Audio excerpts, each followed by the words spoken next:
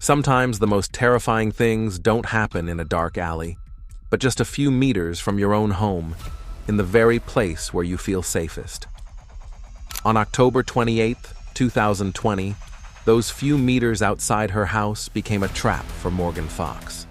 Help this channel grow. Like the video, try the new hype feature, leave a comment, and subscribe for more stories. This helps us a lot. Thank you. In the middle of the night on October 28, 2020, in Stark County, Ohio, a resident named Cindy Rowe woke up to make a phone call. It was around 1:30 a.m., but for Cindy, this was routine. At least a couple of times a week, she would get up at that hour and call her 29-year-old daughter, Morgan Fox, to make sure she was awake and getting ready for work. The thing was, Morgan didn't live in a different time zone or another country. She was just a few minutes' drive from Cindy's house in the small town of North Canton. Morgan worked the night shift at a local FedEx ground facility, and her shift usually started at 2:30 a.m. Cindy knew her calls weren't strictly necessary.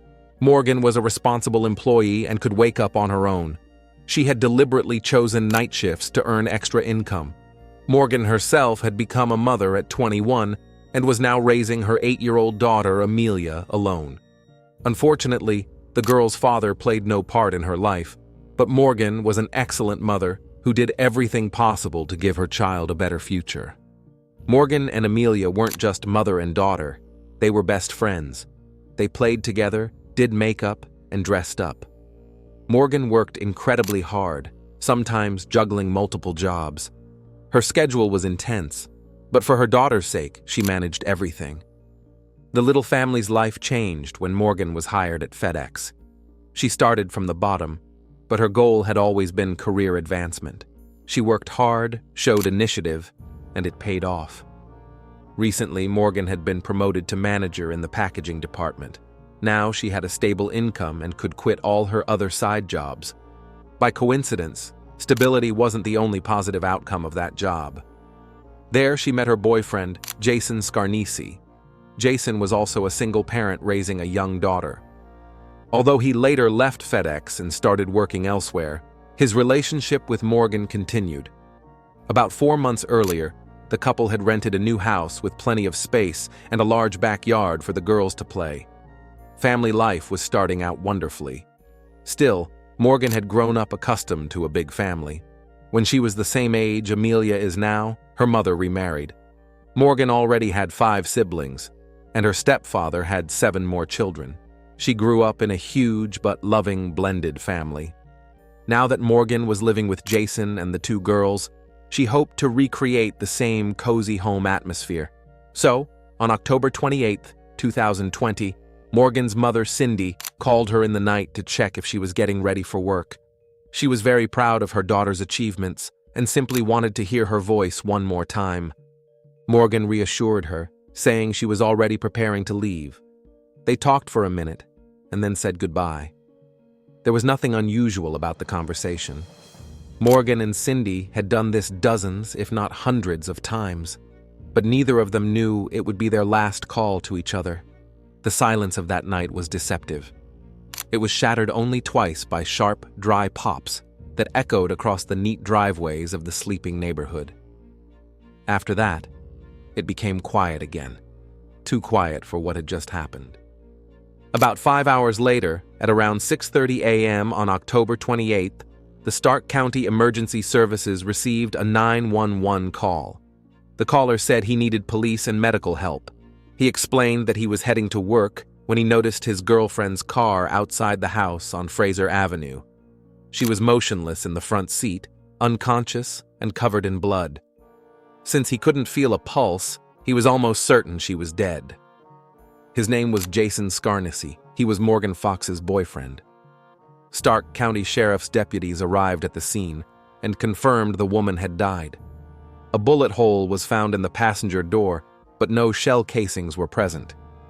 Investigators concluded that Morgan had been killed by 2 shots to the head from behind. One bullet struck near her left ear, the other closer to the crown of her head. Either wound could have been fatal, meaning it wasn't an accident. An autopsy later confirmed she had been shot twice. Based on the position of her body, With her legs still outside the vehicle, investigators determined the attack occurred as she sat in her dark gray Ford SUV while getting ready to leave for work. She never managed to drive away. This immediately raised questions. Why would someone shoot Morgan? Who could she have wronged so badly that the killer didn't hesitate to take her life? Robbery as a motive was quickly ruled out. Her purse was still on her shoulder, and cash was lying on the center console. Her personal items were scattered on the driveway near her body, further indicating the attacker wasn't after money or valuables. Investigators theorized the crime had a personal motive and appeared to be a planned ambush. Additional evidence was found behind Morgan's house. On the roadside in the grass near a white fence were tire tracks. Though the prints were unclear due to wet ground, it was obvious someone had parked there. Judging by the mud on the fence, it seemed the person left in a hurry. Police considered that this could have been the killer. The parking spot was strategically advantageous, hidden by the fence but offering a clear view of Morgan's house and SUV. However, weather conditions prevented a full picture. Heavy rain that morning likely washed away much of the physical evidence. Morgan was shot as she was leaving for work, sometime between 2 and 2:15 a.m., and police arrived around 7 a.m. Despite this, authorities had one key advantage. Morgan's cell phone was found on the driveway and immediately sent to the crime lab in hopes of finding more leads. Since the caller was Morgan's boyfriend and the first to report her death, authorities were eager to speak with him for more details. They already knew the basics, but asked Jason to come to the sheriff's office for a follow-up interview and requested permission to examine his phone. During the interview, Jason Scarnisi shared more about the events leading up to the crime. He explained that on the evening of October 27th, Morgan, as usual, dropped Amelia off at her mother's. She did this whenever she had a night shift. According to Jason, he and Morgan went to bed around 9:30 p.m. so she could get some sleep. Morgan woke up around 1:30 a.m. and started getting ready. Jason kept sleeping since he didn't have to leave for several more hours. His alarm woke him at around 7 a.m., and he assumed Morgan had long since left.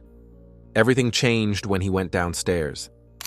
While making breakfast, Jason glanced out the window and saw Morgan's SUV still in the driveway. He set down the groceries and went outside to check. Only then did he realize something terrible had happened. He immediately called 911. A neighbor who noticed the commotion contacted Morgan's mother, Cindy.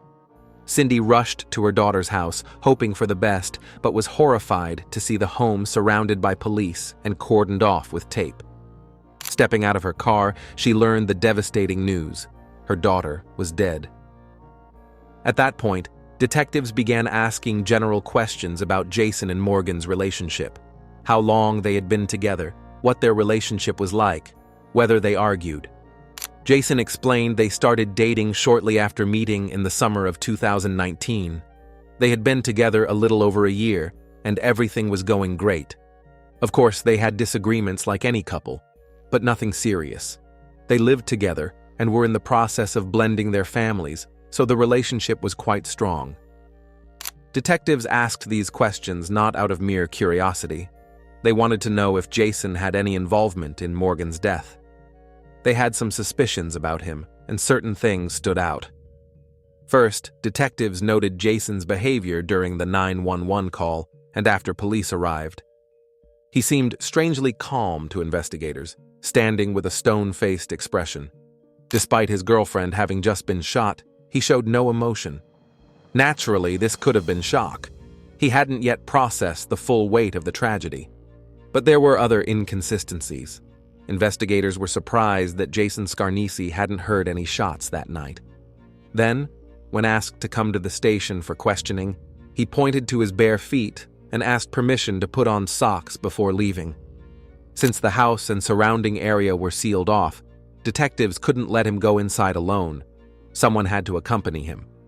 Hearing this, Jason suddenly changed his mind and said he didn't need the socks anymore. This made detectives wonder if he was trying to hide something.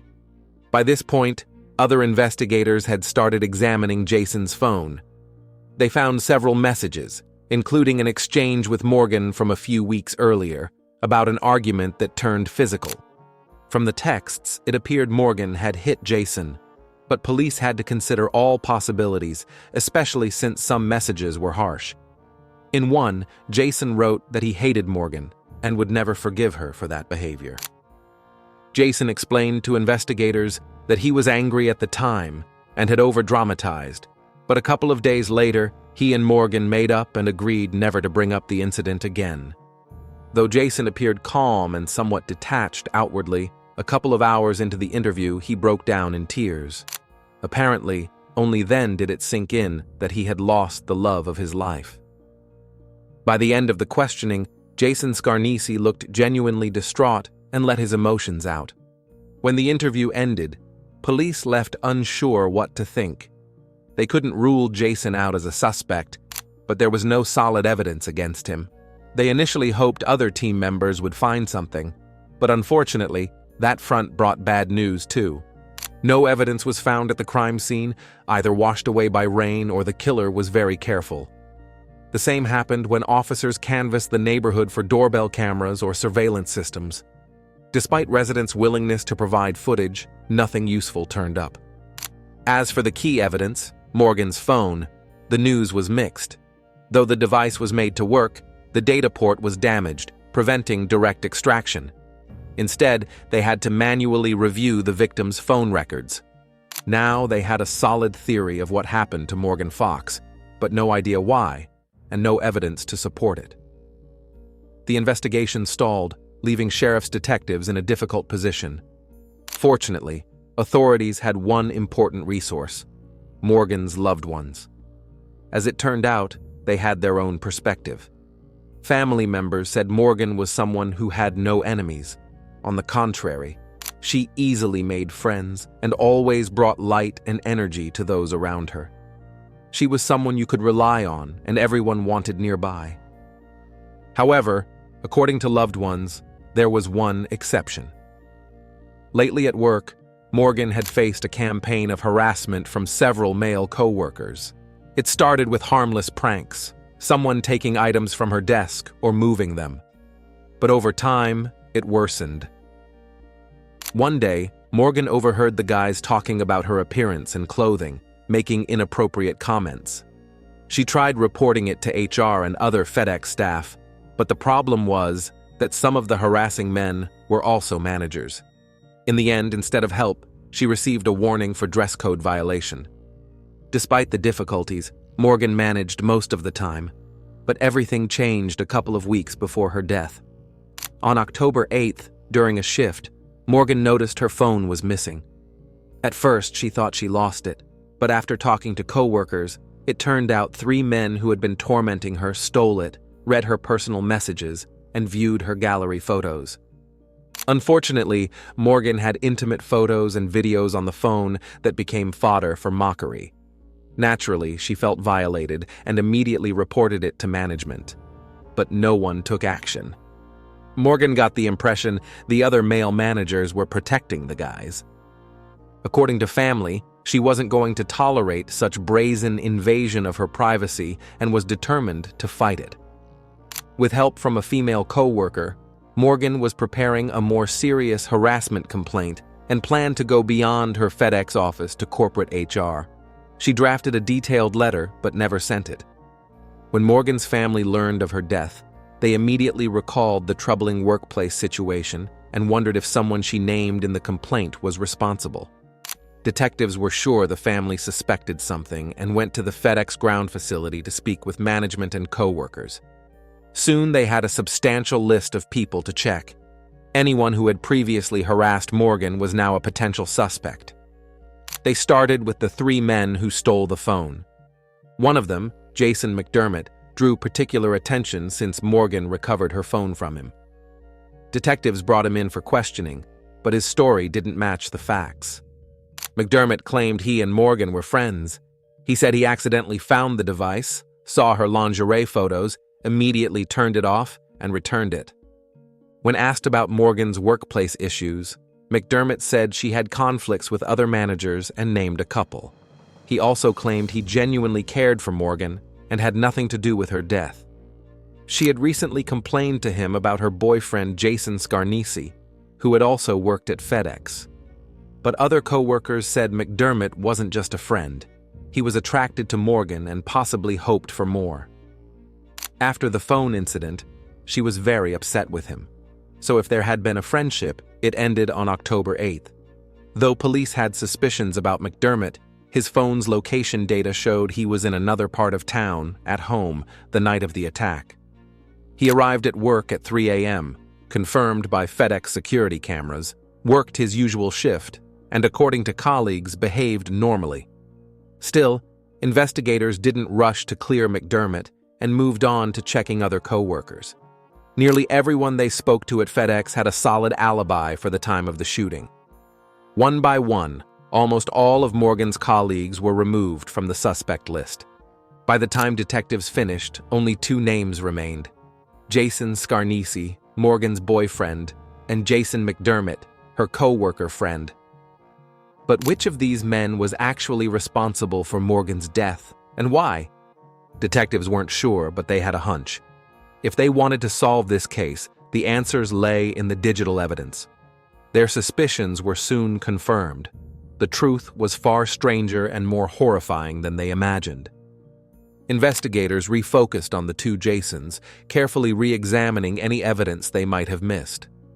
Fortunately, they could now thoroughly review Morgan's phone contents, and what they found was telling.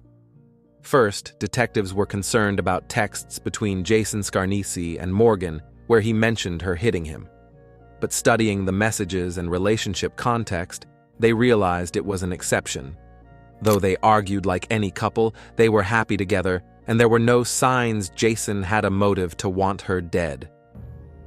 As for not hearing the shots, it turned out Scarnisi wasn't alone. No neighbors police spoke to heard anything suspicious that night. Detectives explained the odd behavior after obtaining a search warrant for the house. In Jason's sock drawer, they found a small bag of marijuana.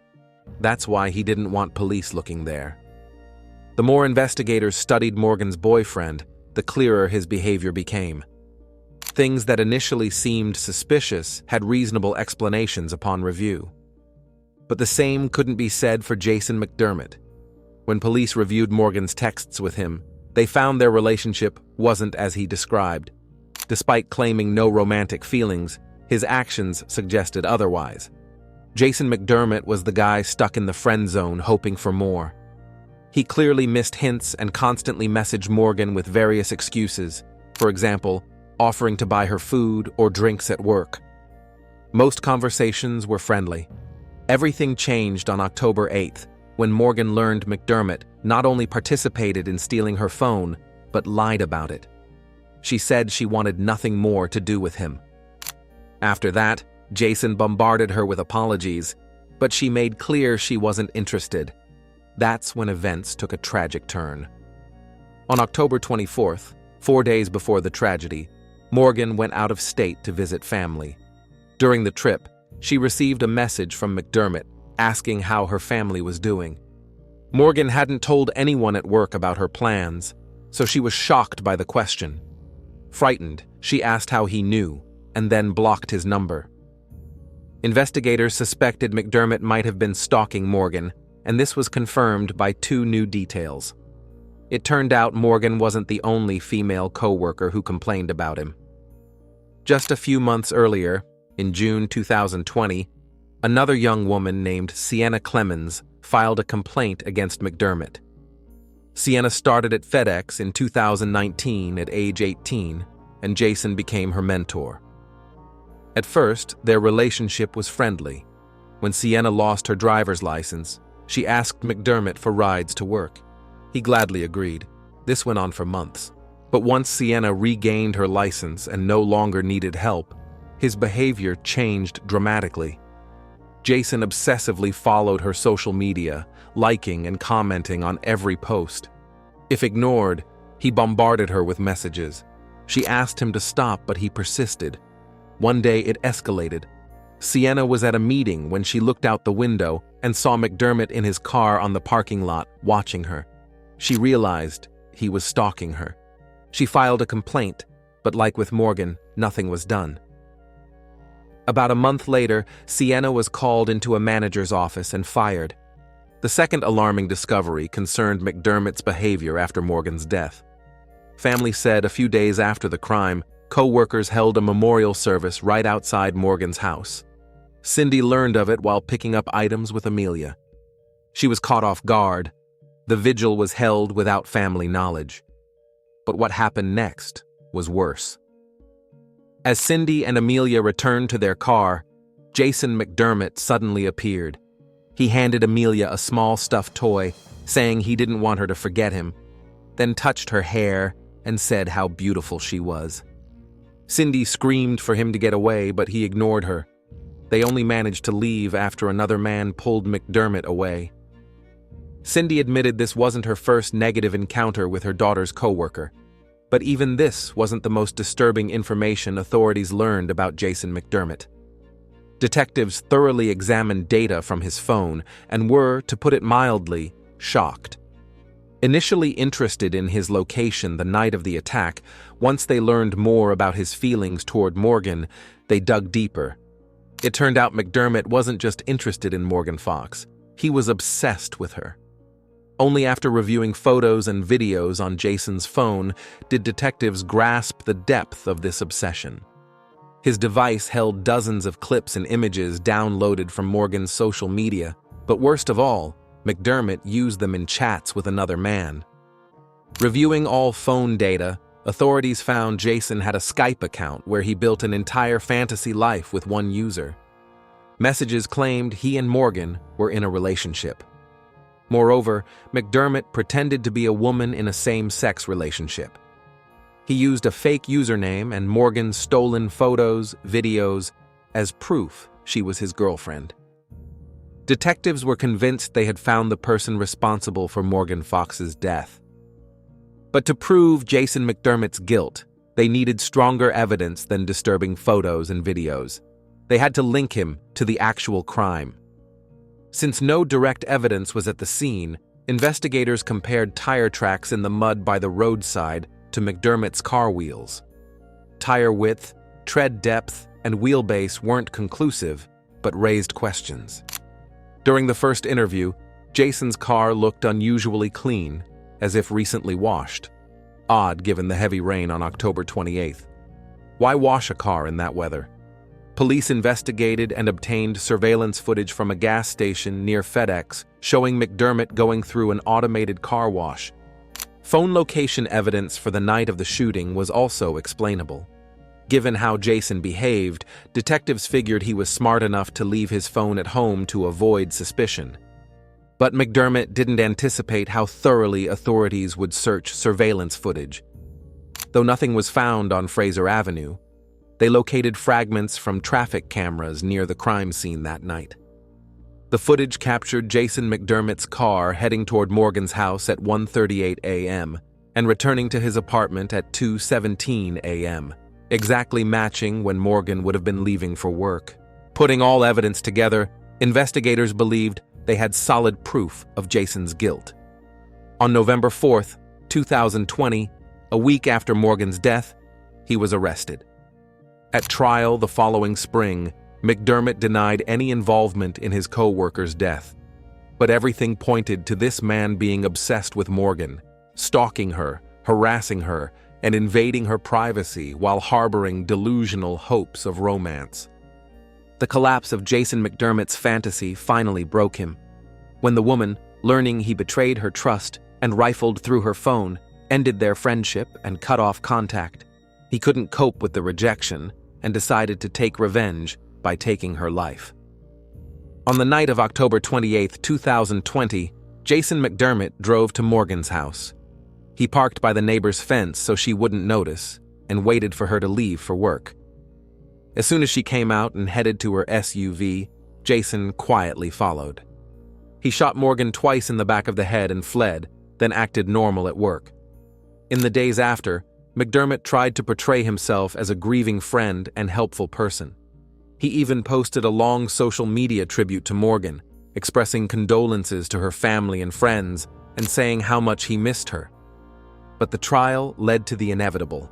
The jury found Jason McDermitt guilty of murder and stalking-related charges, sentencing him to life in prison without parole.